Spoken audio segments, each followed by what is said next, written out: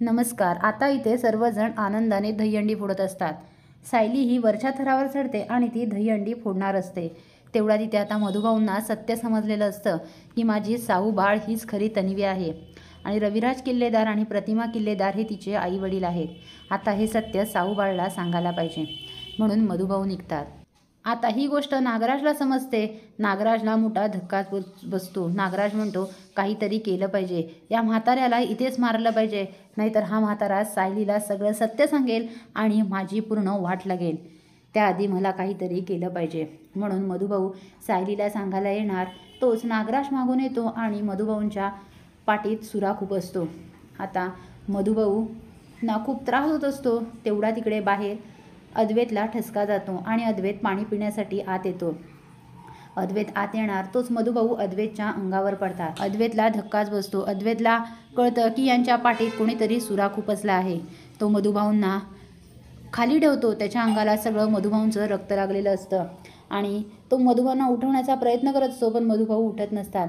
तो तसाच धावत धावत बाहेर येतो आणि अर्जुनला हाका मारत असतो. त्याला खूप त्रास होत असतो. त्याच्या आतून आवाजसुद्धा फुटत नसतो. त्याला मोठा धक्काच बसलेला असतो. इकडे अर्जुन सायली दहीहंडी फोडत असते म्हणून तिला चिअरअप करत असतो. सर्वजण आनंदात असतात. अर्जुनचं लक्ष अद्वैतकडे जातं आणि अर्जुन धावत अद्वैतकडे येतो आणि विचारतो काय झालं अद्वैत. अद्वैत मधुभाऊनी जे अद्वैतला सत्य सांगितलेलं असतं ते सगळं सत्य तो अर्जुनला सांगतो. अर्जुनला धक्काच बसतो की सायली हीच खरी तन्वी आहे. ते ऐकून आता अर्जुन हादरतो. इकडे सायली दहीहंडी फोडते आणि तिचं लक्ष अद्वैतकडे जातं. ती धावत अद्वैतजवळ येते आणि म्हणते काय झालं, तू एवढा रक्ताने का माखला आहेस. तो म्हणतो मधुभाऊ मधुभाऊ. अर्जुन आणि सायली धावत आत येतात आणि बघतात तर काय, मधुभाऊ हे खाली कोसळलेले असतात. सायलीचं अश्रू अनावर होतात. ती खूप रडत असते.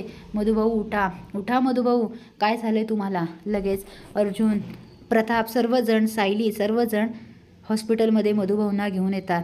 आता डॉक्टर मधुभाऊंवर उपचार करतात. मधुभाऊ कोमात गेलेले असतात.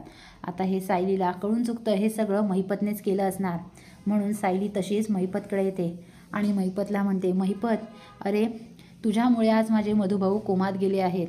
ते आता सगळं व्यवस्थित झालं होतं, चांगले आयुष्य जगत होते, पण तुला ते बघवलं नाही आणि तू त्यांना कोमात पाठवलंस. अरे तुझी मुलगी शिक्षा भोगते ते तुला कमी नाही का. तुलासुद्धा शिक्षा भोगायला आता जावंच लागेल. तेव्हा महिपतला राग येतो. महिपत सायलीवर धावून जातो. तेव्हा अर्जुन महिपतला चांगलाच तुडतुड तुडवतो. असा कुत्र्यासारखा धुतो. महिपतची चांगलीच बोलती बंद करतो. आता इकडे पूर्ण आजी कल्पनालासुद्धा मोठा धक्का बसलेला असतो. आता जेव्हा सायलीला हे सत्य समजेल की सायली हीच खरी तन्वी आहे, रविराज प्रतिमाला समजेल, तेव्हा ते प्रियाचं काय करतील ते पाहणे कमालीचे ठरणार आहे. असेच मालिकांचे नवनवीन अपडेट पाहण्यासाठी व्हिडिओला लाईक आणि चॅनलला सबस्क्राईब करायला विसरू नका. थँक्यू.